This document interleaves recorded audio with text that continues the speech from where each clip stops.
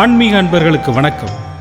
ஆலய தரிசனம் என்ற இந்த நிகழ்ச்சியின் மூலமாக நீங்கள் பல திருத்தலங்களை தரிசித்து அந்தந்த தெய்வங்களின் அருளாசிகளை பெற்று பயனடையப் போகிறீர்கள் என்பதை மகிழ்ச்சியுடன் தெரிவித்துக் கொள்கிறோம்.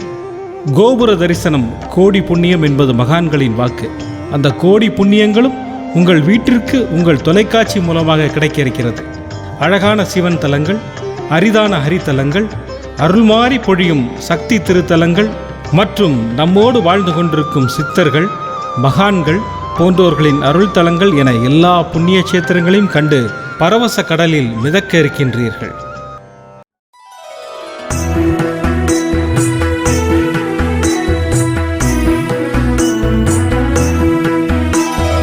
வீரவாகுவும் மீனாட்சி சுந்தரேசனுடன் தான் தோன்றி சத்ருநாசம் மனோதீரம் தந்தாளும் குகநாயகன்.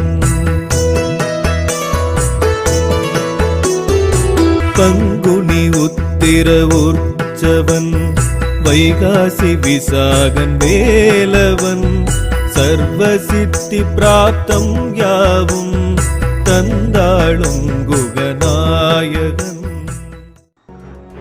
ஆன்மீகம் நிறைந்த நம் இந்திய திருநாட்டில் எத்தனையோ புதிய புதிய ஆலயங்கள் நமக்கு அறிமுகமாகின்றன. அத்துணையும் புராதன ஆலய வரலாற்று சின்னங்களை கண்டுபிடிக்கவும் அதன் மூலத்தை தெரிந்து கொள்ளவும் சிறப்புகளை தெரிந்து கொள்ளவும் உதவுகின்றன. அந்த வகையில் நம் தமிழ்நாட்டில் திண்டிவனம் அருகில் உள்ள மயிலம் திருமுருகன் ஆலயத்தை பற்றி இப்போது நாம் தெரிந்து கொள்வோம். மயிலம் திருக்கோவிலை பற்றி தெரிந்து கொள்ளும் போது அதன் பின்னணி கதை மற்றும் இதிகாசங்களை பற்றிய நிறைய தெரிந்து கொள்ள முடிந்தது. அது மட்டுமல்ல, அற்றை தமிழரின் முன்னர் இருந்த பழக்க வழக்கங்களை பற்றியும் பின்னர் நிலவிய உள்ளூர் பழக்கங்களை பற்றியும் அவற்றின் மாற்றங்களினால் கடவுள் சிலைகளில் ஏற்பட்டுள்ள மாறுதல்கள் பற்றியும் நாம் ஓரளவு அறிய முடிந்தது. வாருங்கள் செல்வோம். ஒரு சிறிய குன்றின் மீது பெரிய ராஜகோபுரத்துடன் காட்சியளிக்கும் மயிலம் முருகன் கோவில் பசுமையான மரங்கள் சூழ்ந்த மயில் தொகை விரித்தது போன்ற அழகான குன்று அமைப்பை கொண்டது. ஸ்தல சிறப்பு: இந்த மலையில் முருகன் 3 விதமான உற்சவராக காட்சியளிக்கின்றார். இவர்களில் பிரதான உற்சவர் வள்ளி தெய்வ யானை சமேதரான பாலசுப்பிரமணியர். பகலில் வெள்ளிக்காப்பணிந்தும் மாலை பூஜைக்கு பிறகு தங்க காப்பணிந்தும் அருள் பாலிக்கும் இவர் மாதாந்திர கார்த்திகை தினங்களிலும் பங்குனி உத்தர பெருவிழாவிலும் வீதி உலா வருகிறார். இரண்டாவது உற்சவர் வள்ளி தெய்வ யானை சமேத முத்துக்குமார சுவாமி. பரணி நட்சத்திரத்தின் போது வீதி உலா வரும் இவர் தினசரி சுற்று பிரகாரத்தில் இருந்தபடி அருள் பாலிக்கிறார். மாசிமக தீர்த்தவாரியின் போது இந்த உற்சவரை புதுவை கடற்கரைக்கு தோளில் சுமந்து செல்கிறார்கள். 5 நாட்கள் அங்கிருந்தவாறே அருள் வழங்கும் இவர் 6வது நாளன்று திரும்பி வருவார். 3வது உற்சவர் 6 முகங்கள் கொண்ட சண்முக பெருமான். கந்த சஷ்டி உற்சவத்தின் போது 6 நாட்கள் வீதியுலா வருவது இவர்தான். 3வது உற்சவர் 6 முகங்கள் கொண்ட சண்முக பெருமான். கந்த சஷ்டி உற்சவத்தின் போது 6 நாட்கள் வீதியுலா வருவது இவர்தான்.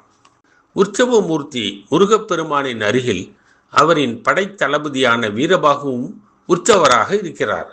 முருகன் திருமண கோலத்திலேயே எந்நேரமும் காட்சி அளிப்பதால் திருமணம் தொடர்பான எந்த வேண்டுதல்களும் எளிதில் நிறைவேறும் என்பது பக்தர்களின் நம்பிக்கை. முருகனுக்கு உகந்த நொச்சி மரங்கள் மலையில் ஏராளமாக உள்ளன.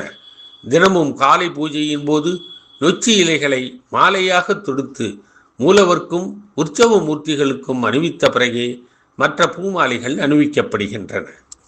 பிரார்த்தனை மற்றும் நேர்த்திக்கடன்: இங்கு முடிகாணிக்கை செலுத்தும் வழக்கம் உண்டு. கோவிலில் செவ்வாய்க்கிழமை தோறும் காலசந்தி பூஜையின் போது வேலாயுதத்துக்கு அர்ச்சனை செய்கிறார்கள். இப்படி அர்ச்சனை செய்யும் பக்தர்களுக்கு கடன் பிரச்சனைகள் தீரும் என்பது நம்பிக்கை. இதேபோல உற்சவ மூர்த்தி முருகப்பெருமானின் அருகில் அவரின் படைத்தளபதியான வீரபாகுவும் உற்சவராக இருக்கிறார். செவ்வாய்க்கிழமை காலையில் இவருக்கு பாலாபிஷேகம் செய்து அர்ச்சனை செய்தால் சீக்கிரம் திருமணம் நடக்கும் என்பதும் ஐதீகம்.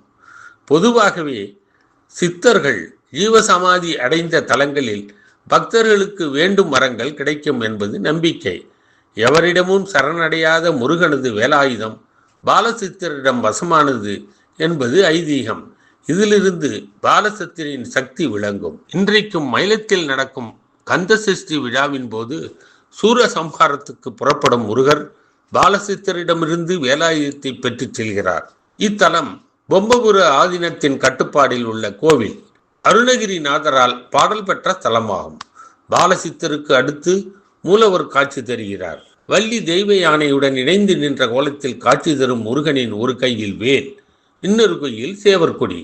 பெரும்பாலான கோயில்களிலும் முருகன் வாகனமான மயில் தெற்கு நோக்கியோ நேராகவோ இருக்கும். இங்கு மட்டும் வடக்கு திசை நோக்கியபடி இருப்பது கோயிலின் சிறப்பு. தவத்துக்கு உரிய திசை வடக்கு. சூரபத்மன் இங்கு வடக்கு நோக்கி தவமிருந்து முருகனின் வாகனமாக மாறியதால் அதே திசையை நோக்கியபடி அமரும் பெருமை இங்குள்ள மயில் வாகனத்திற்கு கிடைத்திருக்கிறது.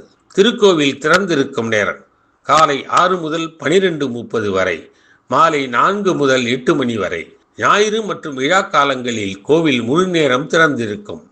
அமைவிடம் விழுப்புரம் மாவட்டம் திண்டிவனம் அருகில் இருந்து மயிலம், புதுவை, விழுப்புரம், திண்டிவனம் ஆகிய நகரங்களில் இருந்தும் அடிக்கடி பேருந்துகள் உண்டு.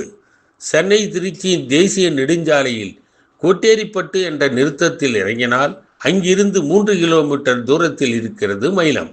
கோவிலுக்கு வாகனங்களில் வருகிறவர்கள் நேராக மலை மீதுள்ள கோயிலுக்கு செல்ல சாலை வசதி உள்ளது. இது தவிர நடந்து வருகிற பக்தர்களுக்காக நேர்த்தியாக அமைக்கப்பட்ட படிக்கட்டு வழியும் உள்ளது. இதற்கு அருகில் திருவாக்கரை வக்கரகாளியம்மன், பஞ்சவடி ஆஞ்சநேயர் ஆகிய கோவில்களும் இருப்பதால் எல்லாவற்றையும் சென்று தரிசிக்கலாம். 1000 வருடங்களுக்கு முந்தைய வரலாறு உடைய மன அமைதி தரும் மயிலம் முருகன் கோவில். இதை காண்கின்ற அருளாளர் அனைவரும் மனதில் நீங்கா இடம்பெற்ற மயிலம் முருகனால் அவர் தம் அருளால் வளமும் நலமும் பெற்று பல்லாண்டு கால வாழ வேண்டும் என்று வேண்டுகிறேன். ஓம் முருகா, ஓம் முருகா.